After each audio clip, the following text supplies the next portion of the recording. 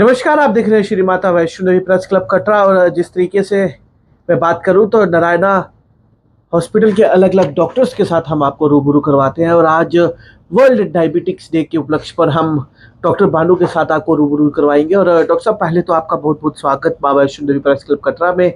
आज जहां शुरुआत में मैंने बात की थी कि वर्ल्ड डायबिटिक्स डे आज मनाया जा रहा है, पर ये क्यों मनाया जाता है, ये एक खास चर्चा का विषय भी है। ये आपने बहुत अच्छा प्रश्न पूछा है, क्योंकि बड़े लोग कम जानते हैं कि वर्ल्ड डायबिटीज़ डे को हम 14 नवंबर को ही क्यों मनाते हैं। क्योंकि कोई पर्टिकुलर एक स्पेसिफिक डेट तो ज़रूर होती है जिसके लिए हम मनाते हैं। इसका जो मुख्य कारण है वो ये है कि 14 नवंबर हम एक फिजिशियन, एक डॉक्टर का बर्थडे के तौर पे इसके मनाते हैं। वो जो बड़े रिनोन फिजिशियन थे उनका नाम था फ्रैंकलिन बेंटिंग, जिन्होंने 1922 में इंसुलिन की पहली बार इजाद की थी। और वो इंसुलिन की पहली बार इजाद होने से जो एक डायबिटीज़ जो जानलेवा चीज़ थी वो एक बिल्कुल एक नॉर्मल सी डिजीज़ बन के रह गई। तो उनके जन्म दिवस पर ये वर्ल्ड डायबिटीज़ डे मनाया जाता है। डायबिटिक्स की ही अगर मैं बात करूं तो आज यहाँ वर्ल्ड डायबिटिक्स डे के तौर पर भी मनाया जा रहा है। और आज की डेट में सिम्टम्स जो हैं ये बड़े ही ज़्यादा लक्षण जो है इसके पाए जाते हैं। खासतौर से यंग एज की ही नहीं बात करूंगा मैं, छोटे बच्चों में भी आज की डेट में शुगर के लक्षण जो है वो पाए जाते हैं। क्या कारण रहता है ऐसा? देखिए, सबसे पहले तो मैं आपका शुक्रिया अदा करता हूँ ये प्रेस क्लब का कटरा का, कि आप यहाँ आए और हम मौका दिया कि वर्ल्ड डायबिटीज़ डे के बारे में कुछ कहने का। देखिए, डायबिटीज़ बहुत प्रिवेलेंट है, और मैं आप बताऊँ, इंडिया जो है इसका सेकंड लार्जेस्ट कंट्री है जिसमें डायबिटीज़ बहुत ज़्यादा पाई जाती है। जम्मू में इसकी जो प्रिवेलेंस है वो अप्रॉक्सीमेटली 15 से 25% तक है। देखो, ये डायबिटीज़ है बच्चों में भी पाई जाती है, बड़ों में भी पाई जाती है। इसके अलग अलग रीज़न्स हैं। बच्चों का एक तो खान पान का सिस्टम बिल्कुल ख़राब हो गया, जैसे जंक फूड या कह लो जो वेस्टर्न फूड्स हैं, जैसे पास्ता और ये पता नहीं ये बर्गर्स और पिज़्ज़ास, ये काफ़ी कंज्यूम कर रहे हैं। मोस्टली इनकी सेडेंट्री लाइफस्टाइल है, लेट नाइट इनका जगना, रात को मतलब सोना नहीं, और ये जंक फूड का खाना। थोड़े कुछ जेनेटिक फैक्टर्स भी रहते हैं जो यंग पॉपुलेशन में डायबिटीज़ करते हैं।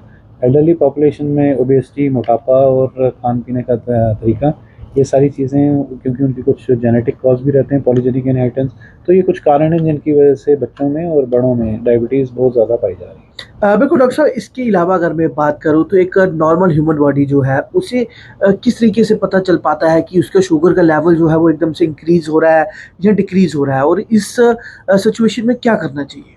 देखो, ऐसा है कि इसमें शुगर में, या हम ब्लड ग्लूकोज बोलते हैं, जब भी कोई सिम्टम्स आते हैं तो वो सिम्टम्स कुछ इस प्रकार से होते हैं जो कि कॉमन पॉपुलेशन को पता होना चाहिए। सबसे फोरमोस्ट और पहला जो सिम्टम है वो है कि वज़न का घटना। जो वज़न है ये अप्रॉक्सीमेटली 8 से 10 केजी विद इन 1 मंथ या 1.5 मंथ में घट जाता है, कि जिसको हम सिग्निफिकेंट वेट लॉस बोलते हैं। और इसके अलावा इंसान को प्यास बहुत ज़्यादा लगने लगती है, यानी पानी बहुत पीता है, और खाने की जो टेंडेंसी बहुत बढ़ जाती है, जिनको हम अपनी टर्म्स में पॉलीडिप्सिया एंड पॉलीफेजिया बोलते हैं।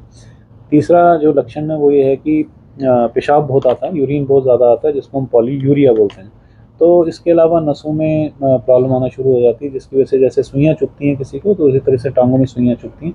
तो ये कुछ 4-5 लक्षण हैं: वज़न का घटना, ज़्यादा पानी पीना, ज़्यादा खाना खाना, पेशाब का ज़्यादा आना। तो ये जो सिम्टम्स हैं इससे पता चलता है कि आपको डायबिटीज़ हो सकती है। तो उस हिसाब से आपको इसकी जाँच ज़रूर करवानी चाहिए। बिल्कुल, ये तो आपने बात की कि नब्ज़ की, हमारे जो पैरों की या जो हमारी टाँगों की नब्ज़ है वो उसमें एक तरीके की सुई चुभती है। क्या डॉक्टर साहब इसमें जो एक तरीके का हम कहते हैं कि शुगर का अटैक हो गया, वो उसका अटैक जो है वो आइज़ पे हो रहा है या हार्ट पे हो रहा है, कहाँ-कहाँ पे अटैक होता है इसका? और शुरुआती तौर पे अगर घर पे अगर ये अटैक हो रहा है तो हॉस्पिटल तक जाने के लिए जो समय है, उस दौरान पेशेंट के लिए क्या करना चाहिए? देखिए, जो कॉम्प्ली आप जो बात कर रहे हैं वो एक तरह से बात कर रहे हैं कि डायबिटीज़ की कॉम्प्लिकेशंस की। जी। तो जो अगर हम कॉम्प्लिकेशंस की बात करें तो हम इसमें एक एक्यूट कॉम्प्लिकेशंस और एक क्रॉनिक कॉम्प्लिकेशंस की बात करते हैं। तो एक्यूट कॉम्प्लिकेशन में आपको ज़रूरी अस्पताल जाना पड़ता है, वो मैं बताता हूँ। लेकिन क्रॉनिक कॉम्प्लिकेशन हम जो डिवाइड करते हैं वो इस तरह से करते हैं। एक तो होते हैं बड़ी नाड़ियों की इन्वॉल्वमेंट और छोटी नाड़ियों की इन्वॉल्वमेंट। जो बड़ी नाड़ियों की इन्वॉल्वमेंट है उसमें आता है आपका सबसे पहले हार्ट अटैक, ठीक है। दूसरा आता है आपका स्ट्रोक, स्ट्रोक मतलब जिसको हम पैरालिसिस बोलते हैं। और तीसरा जो होता है कि बड़ी नाड़ियों की, टांगों की नसों का इन्वॉल्व होना, जिसमें से पाँव जो है काले पड़ जाते हैं, गैंग्रीन हो सकता है और नसें अल्सर हो जाते हैं। फिर हम बात करते हैं क्रॉनिक में छोटी नाड़ियों की प्रॉब्लम। छोटी नाड़ियों की प्रॉब्लम जिसमें हम कहते हैं आँख की पुतली का इन्वॉल्व होना, जिसमें हम रेटिनोपैथी बोलते हैं, पिछले जो हमारी आँख की झिल्ली होती है उसमें इन्वॉल्वमेंट हो जाती है, जिसकी वजह से आंखों की रोशनी जा सकती है। दूसरा जो छोटी नाड़ियों की प्रॉब्लम है हम बोलते हैं किडनी की प्रॉब्लम। तो किडनी में प्रोटीन निकलना शुरू हो जाता है, किडनी डैमेज शुरू हो जाती है। तो और जो छोटी नाड़ियों में नसें भी आ जाती हैं, जो सुइयाँ चुभती हैं, वो छोटी नाड़ियों के कारण ही होती हैं। तो ये सारी क्रोनिक कॉम्प्लिकेशंस हैं जो हैं। एक्यूट कॉम्प्लिकेशंस ये हैं जिसमें आपके अंदर एसिड बन जाता है, बंदा बेहोश हो जाता है या हार्ट अटैक हो जाए, तो इन कंडीशंस में आपको हॉस्पिटल आना ज़रूरी है। लेकिन जो आपकी दूसरी क्रॉनिक कंडीशंस हैं, ऐसा नहीं है कि आपने उनको इग्नोर करना है। आपको डेफिनेटली अपनी शुगर कंट्रोल करके रखनी है और उन कॉम्प्लिकेशन से भी बचना है। बिल्कुल डॉक्टर साहब, मेडिसिन की ही बात करें तो जैसे एक डॉक्टर रिकमेंड करता है कि आपको ये दवाई लेनी है, वो एक पेशेंट को कैसे पता चलेगा कि दवाई का असर जो है वो हो रहा है, जब मुझे दवाई जो है वो चेंज करनी पड़ेगी? देखिए, इसमें ऐसा है कि दवाई जो है ऑब्वियसली शुगर को कंट्रोल करने के लिए ही बनी है। लेकिन हमारे एज ए डॉक्टर ये हमारे फर्स्ट लाइन ट्रीटमेंट नहीं होता कि हम सीधे ही दवाइयाँ शुरू कर दें, क्योंकि पेशेंट को भी लगता है कि अगर हमने दवाई शुरू कर दी वो सारी ज़िंदगी खानी पड़ेगी। इसमें ऐसा है कि हम शुगर को डिफाइन करते हैं, एक तो नॉर्मल जो बंदा है, दूसरा इम्पेयर्ड, तीसरा है जिसको डायबिटीज़ होगी। अगर तो इम्पेयर्ड है, इम्पेयर्ड का मतलब ये शुगर थोड़ी सी तो बढ़ी है लेकिन इतनी ज़्यादा नहीं कि वो डायबिटीज़ रेंज में आ गई है। तो इस केस में हम लोगों को बोलते हैं वज़न घटाने के लिए, एक्सरसाइज करने के लिए एक हम मेडिकल न्यूट्रिशन थेरेपी है जो हमें डाइटिशियन डाइट चार्ट प्रोवाइड करती है, उसके हिसाब से खाना। मोटे मोटे तौर पे मैं बात बता दूं आपको, जैसे चावलों का सेवन कम करना या सब्जियों में आलू, या जो मीठे फ्रूट होते हैं जिनका ग्लाइसेमिक इंडेक्स हाई है, जैसे आम, केला, चीकू और अंगूर, इनका सेवन ना करना। या फिर दालों में राजमा, रूंगी, सफ़ेद चने ये अवॉइड करने हैं। काले चने और दूसरी दालें ले सकते हैं। दूध, दही, लस्सी, पनीर वगैरह खा सकते हैं। जो लोग नॉन वेज के शौकीन हैं वो प्रेफरेबली रोस्टेड लें। रोस्टेड इन द सेंस कि तला हुआ नहीं होना चाहिए, और ये fried chocolate, cold drink, pastry इनको अवॉइड करें। तो इन सब चीज़ों से आप अपना ध्यान रख सकते हैं। बिल्कुल डॉक्टर साहब, एक लास्ट स्टेज कहा जाता है डायबिटीज़ की, जब इंसुलिन की शुरुआत हो जाती है। क्या इंसुलिन शरीर के लिए ठीक है? क्या इसके कोई साइड इफ़ेक्ट्स भी होते हैं इंसुलिन के? और कहीं न कहीं लोग जो परिवार के अन्य सदस्य होते हैं, वो थोड़ा-सा पैनिक होते हैं, जब शुरुआत में इंसुलिन के लिए डॉक्टर्स रिकमेंड करते हैं। देखिए, पहले तो मैं आपको एक बात बताऊँगा, डायबिटीज़ होते ही इंसुलिन की डेफिशिएंसी से है। आइडियल अगर ट्रीटमेंट देखा जाए तो इंसुलिन थेरेपी ही है, लेकिन लोग इसके लिए बहुत रिलक्टेंट हैं। इसका रीज़न यही है कि इसको इंजेक्शन की फॉर्म में लिया जाता है। तो मैं आपको पहले बता दूँ, जब किसी इंसान को डायबिटीज़ डायग्नोज़ होती है, सपोज़ करो आज अगर मुझे डायबिटीज़ डायग्नोज़ होती है, तो मेरे पैनक्रियाज़ के जो सेल्स हैं, जो इंसुलिन बनाते हैं, वो 50 से 60% पहले ही डेड हो गए होते हैं। तो रहे बचे-खुचे 40 से 50% वो आगे आके 10 सालों में वो भी ख़त्म हो जाते हैं। तो इसका मतलब ये हुआ कि आपकी इंसुलिन प्रोडक्शन बिल्कुल बंद हो जाती है। तो over a period of time से 10 साल या 12 साल के बाद आपको इंसुलिन की रिक्वायरमेंट रहती ही ज़रूर है।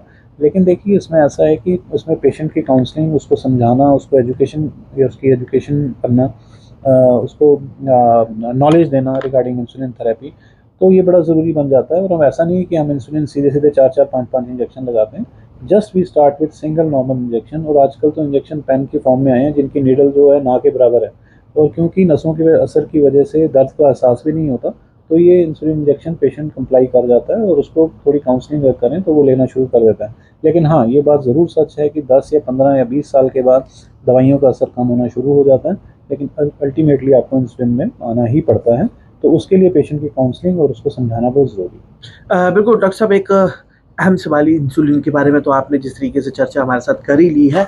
क्या एक समय ऐसा आता है कि अगर हम प्रॉपर डाइट ले रहे हैं, प्रॉपर एक्सरसाइज कर रहे हैं, मेडिसिन समय से ले रहे हैं, तो डायबिटीज़ जो है वो पूरे तरीके से कंट्रोल हो जाए, हमारी मेडिसिन्स बंद हो जाएँ? क्या ऐसे भी कोई सिचुएशंस आती हैं?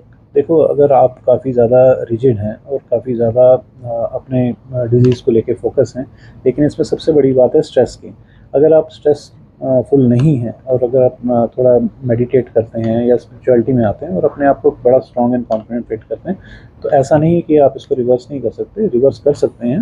अर्ली स्टेजेस में आपने कुछ नहीं करना है, सिर्फ ये कि डाइट, खाने का तरीका, और अपनी एक्सरसाइज, वज़न घटाना और रेगुलर एक्सरसाइज और स्ट्रेस मैनेजमेंट, ये सब चीज़ें हैं जो आपको एक शुगर को रिवर्स करने में काफ़ी हद तक कारगर होती हैं। बट हाँ, इवेंचुअली डायबिटीज़ एक ऐसी चीज़ है, प्रोग्रेसिव डिजीज़ है, over a period of time थोड़ी बहुत ये बढ़ती है, लेकिन ऐसा नहीं है। अगर आप डाइट कंट्रोल अच्छा कंट्रोल करके रखें या कुछ एक दो मेडिकेशन, जैसे हम खाना खाते हैं जीने के लिए, वैसे अगर हम दवाइयाँ भी लें जीने के लिए, तो शुगर को हम प्रोलॉन्ग कर सकते हैं 10-15-20 साल तक इसको, ताकि कोई बढ़े ना।